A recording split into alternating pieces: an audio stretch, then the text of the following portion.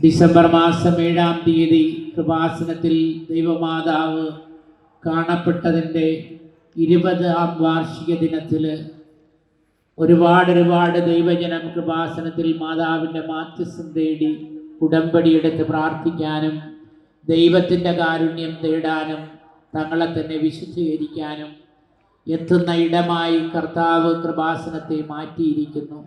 ദൈവത്തിന് നമുക്ക് നന്ദി പറയാം.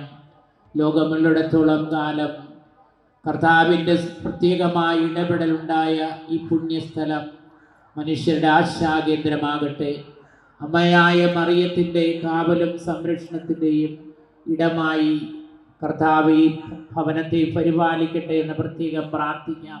4-ാം ദിവരഹസ്യം. നമ്മുടെ കർത്താവായ ഈശോ മിശിഹ ഉയർത്തെഴുന്നള്ളി കുറേ കാലം കഴിഞ്ഞപ്പോൾ കന്യക മാതാവ് ഈ ലോകത്തിൽ നിന്നും മാലാഖമാരാൽ സ്വർഗത്തിലേക്ക് എടുക്കപ്പെട്ടു എന്ന് ധ്യാനിക്കുക.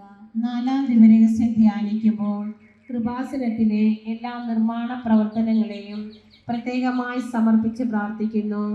സമയബന്ധിതമായി എല്ലാ നിർമ്മാണ പ്രവർത്തനങ്ങളും പൂർത്തിയാക്കുവാനും ദൈവമഹത്വത്തിനായി എല്ലാ പ്രവർത്തനങ്ങളെയും മാറ്റണമെന്ന് ഞങ്ങൾ പ്രാർത്ഥിക്കുന്നു.